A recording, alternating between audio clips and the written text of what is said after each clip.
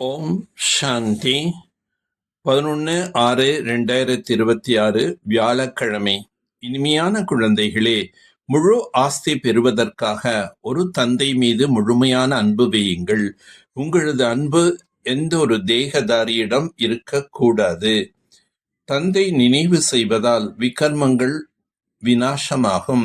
மேலும் தேவி தேவதா தர்மத்தின் ஸ்தாபனை நடைபெறுகின்றது என்று அவர்களுக்கு சொல்லும்போது இந்த வார்த்தைகள் அவர்கள் முன் சிந்தனைகள் சுற்றி கொண்டே இருக்கும்.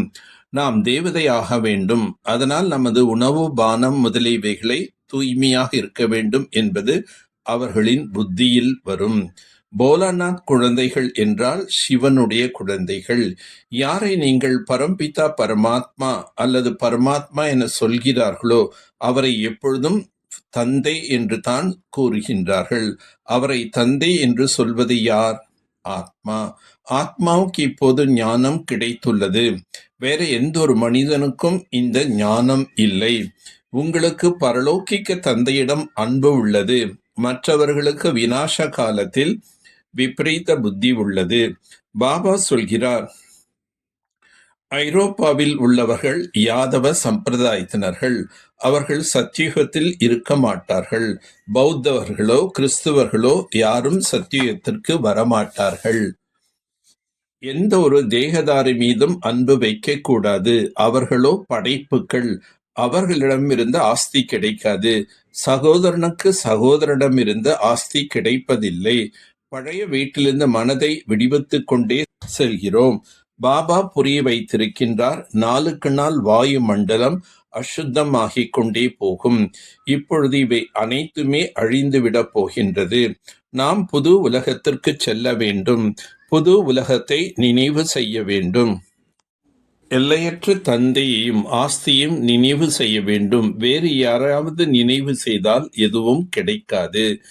சிறிது கங்கை நீர் கிடைத்தாலும் முக்தி அடைந்து விடுவார்கள் என்று நினைக்கின்றார்கள். கொஞ்சம் ஞானம் கேட்டாலும் கூட பலன் கிடைத்துவிடும். ஞானம் என்றால் தந்தை மற்றும் சிருஷ்டியின் முதல் இடைக்கடை பற்றி அறிந்து கொள்வதாகும். இச்சமயம் அசுர பந்தனம் உள்ளது. ஆத்மா சொல்கின்றது, எனக்கு சிவ் பாபாவிடம் அன்புள்ளது, பிராமணர்களாகிய உங்களுக்கு அன்புள்ளது. சேவை குறைவாக செய்தால் பதவியும் குறைவாக பெறுவார்கள். யார் தெய்வீக சம்பிரதாயத்தினராக உள்ளனரோ அவர்களின் முன் இந்த வார்த்தைகள் எதிரொலித்து கொண்டே இருக்கும். இதுதான் சரியான விஷயம் என்று புரிந்து கொள்வார்கள். சிகரெட் குடிப்பவர்கள் உயர்ந்த பதவி பெற முடியாது. சிகரெட் குடிக்கின்றனர் அல்லது வெள்ளை பூண்டு, வெங்காயம் முதலியவற்றை உண்ணுகின்றனர் என்றால் மேலும் கீழே விழுந்து விடுவார்கள். இந்த பழக்கங்கள் அனைத்தையும் விட்டுவிடுவீர்களானால் உங்களுக்கு சத்கதி கிடைக்கும்.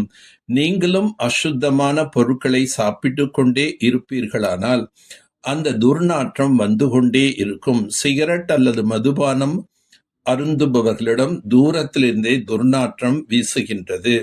சத்தியுகத்தில் 5 தத்துவங்கள் கூட சத்தோ பிரதானமாக இருக்கும்.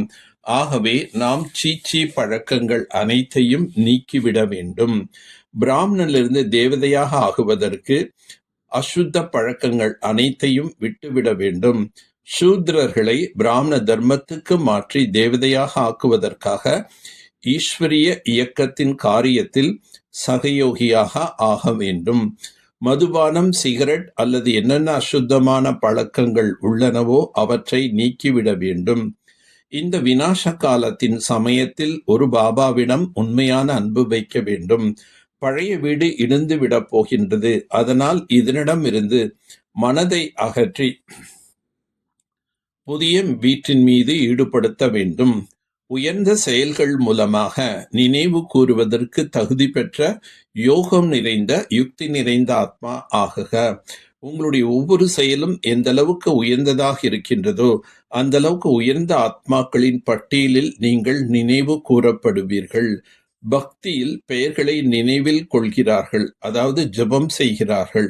ஆனால் இங்கே யார் உயர்ந்த ஆத்மாக்களோ அவர்களின் குணங்களையும் செயல்களையும் உதாரணமாக கொண்டு அவர்களை நினைவு கூறுகின்றார்கள்.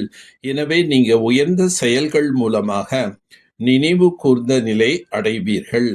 இதற்காக யோக யுக்த் இறை நினைவில் இருப்பவராக ஆகுங்கள். யோக யுக்தாகுவதன் மூலம் ஒவ்வொரு எண்ணம், செயலும், சொல்லும் நிச்சயமாக சரியான முறைப்படியானதாக அமையும். அதாவது யுக்தாக இருக்கும். யுக்தாக இருக்கும்போது தவறான செயலோ அல்லது எண்ணமோ உருவாக முடியாது. இதுவே தந்தையுடன் இணைந்திருப்பதாகும்.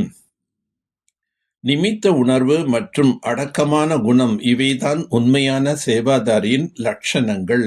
குணம் சரளமானதாக இருந்தால் மகிழ்ச்சியுடன் சேர்ந்து கண்கள், முகம் மற்றும் நடத்தையில் இனிமே வெளிப்படையாக தெரியும். ஒருபோதும் வாயிலிருந்து கசப்பான சொற்கள் வராது.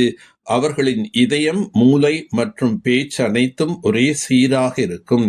இதயத்தில் ஒன்றும் பேச்சில் மற்றொன்றும் இருப்பது சரளதாவின் அடையாளம் அல்ல. எளிமையான குணம் கொண்டவர்கள் எப்போதும் பணிவுடையவர்களாக, அகந்தையற்றவர்களாக, சுயநலமற்றவர்களாக இருப்பார்கள். நல்லது. ஓம் சாந்தி. ஓம் சாந்தி. ஓம் சாந்தி.